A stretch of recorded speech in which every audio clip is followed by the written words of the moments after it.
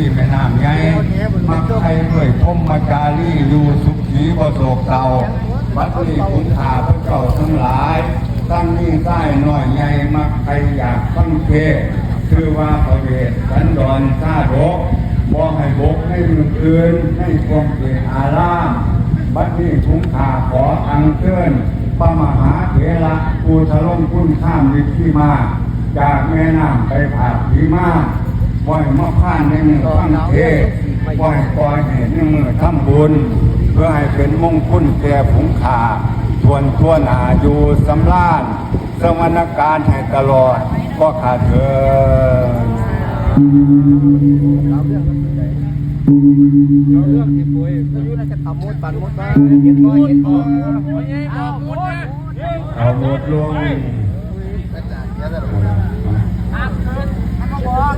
อันนี้จะพวกผมหน่อยเลยนะทำแข่งเลย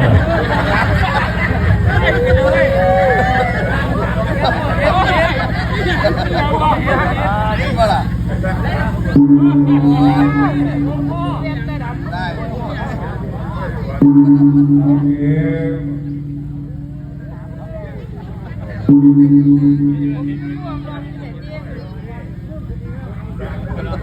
ว่าอะไรแล้วมึงหายังเราอ่ะบ้านดาวเนี่ยบ้านลูกแค่น้อยมันจะเข้าบ้าน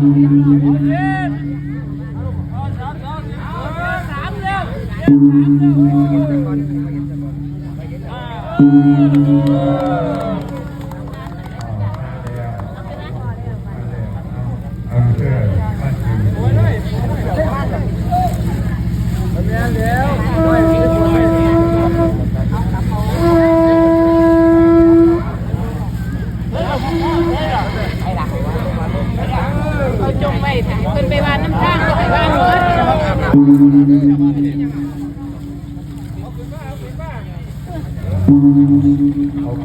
เอาขันไปรับเอามาว่างไปผ่านเอาไปนอกแต่น้ำน่าจะน้อยจังหวัดเดียงโอ้ยคุณก็หลายคนตั้งอีกตาเอาออกดีได้น้ำไหลเอาพาตั้งน้องหันเดียได้เพิ่นแบบอันนี้แห่ไปเอาพาตั้งก่อนตั้งอะไรตั้งในคันเลยมาตั้งกลางก่อนเอาหันไปกันให้เหนือยกไปได้บัดนี้มาดูฟังดูไปเอาขาลงมาการหลอกแม่บอดี้ไปทั้งหนาวแล้วได้ป่ะพอดได้ป่ะนี่จะบอก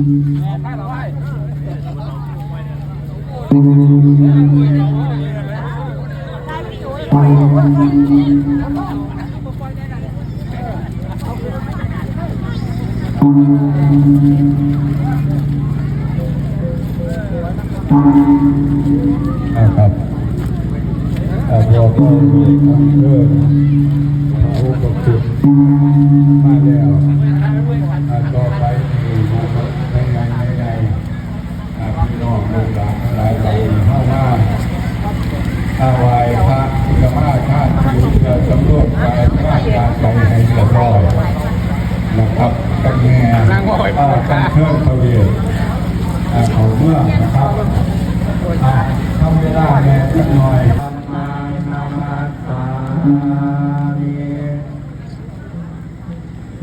สุปันปันโมภะคะวะโตสาวกสังโฆ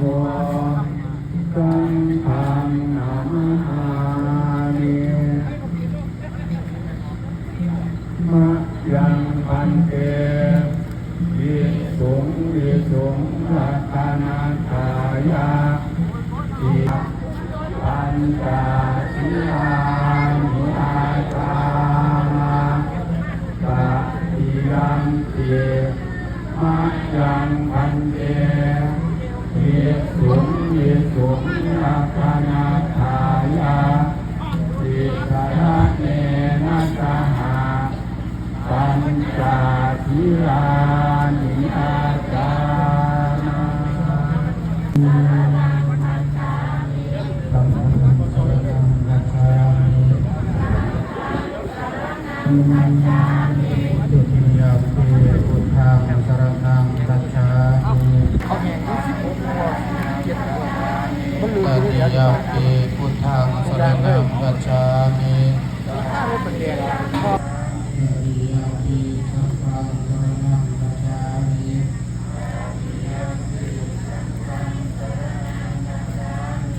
ติสรณังคัมนามิติตา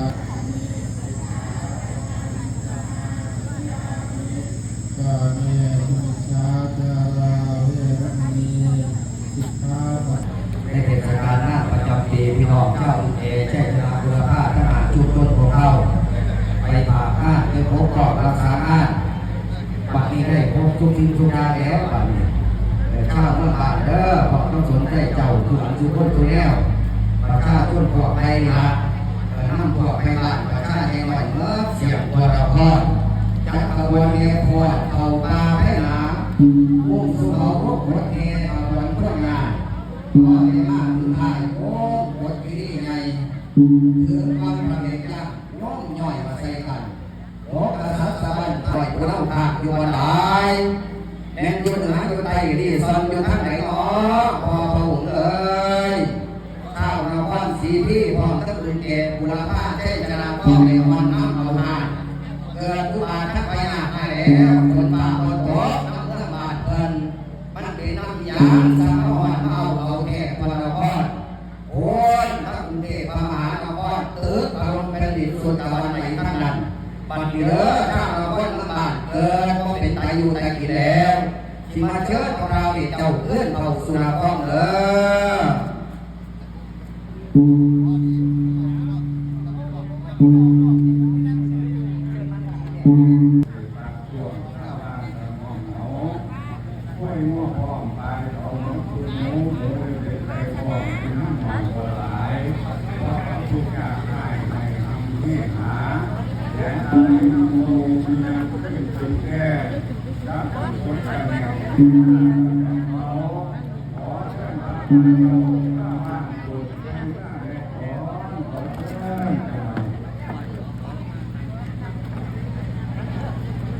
เข้าค้นคอยง่ายสาสวะอปี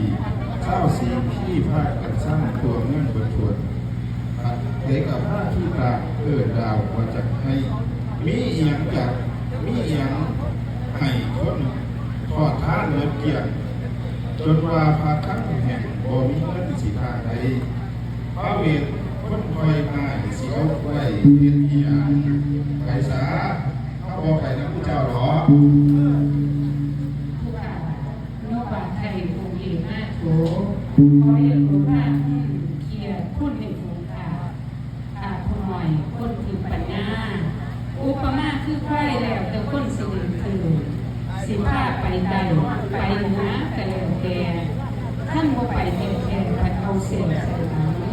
ขอพระองค์จุกตั้งจิตโผล่ดูหน้าเมื่อข้าราตุ้มไฟเมื่อให้หายอ่อนพระเอ้ยขอเชิญหน่อย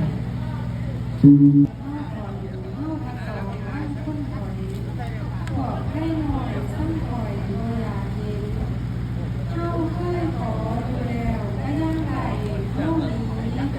เข้าตรงนี้ยังดีก็จะมีหน้าที่กันเข้านี้แล้วก็ยังตามมาทันไรนี้จากนี้สิไปสนอยู่ใสทันก็เข้าว่าแล้วซ้ำเข้าอะไรนี้อีกคอยบ่กราบแล้วเที่ยวเจ้าไหลคอยดีไปพากันเมื่อสาคอยบ่เสือพวกเจ้าหรอบ่เมื่อหรอหรือบ่เวทท่านสิเมื่อบ่เมื่อสาคอยสิตายอยู่ในป่าผู้เดียวหรอ